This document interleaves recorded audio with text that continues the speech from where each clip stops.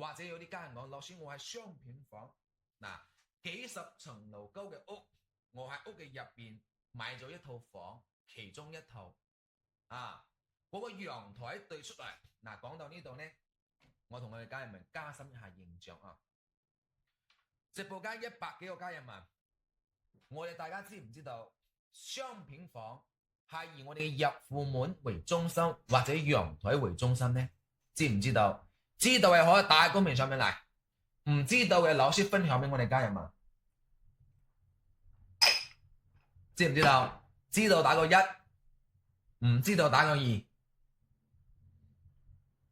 知道嘅打個1字上嚟，唔知道嘅打個2字啊！嗱，老師教埋大家，呢個好關鍵啊！好多人都唔識，搞錯，求求其其，明白？有啲家人講，我揾過一個老師，佢話入戶門為中心，亦都揾個老師陽台為中心，係嘛？好正常啊！嗱，我哋家人們睇過嚟，一棟雙片房，嗱，第一，如果我哋係一棟雙片房買咗其中一套嘅屋，第一個先講啊，如果係一樓嘅嚟講，以呢個一棟嘅呢個大門為中心，明白咪？係一樓啊，係一樓嘅，明白未啊？如果係2樓、3樓以上嘅，全部都係以陽台為中心，記住啦。所以我哋家人們記清楚記明白啊！陽台一對出來，睇得明？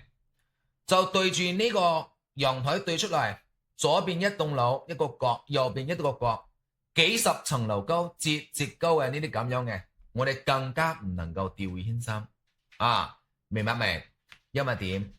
呢兩張嘢幾十層樓高，佢唔係話廚房斬菜呢張嘢咯喎，啊，佢比阿乜嘢？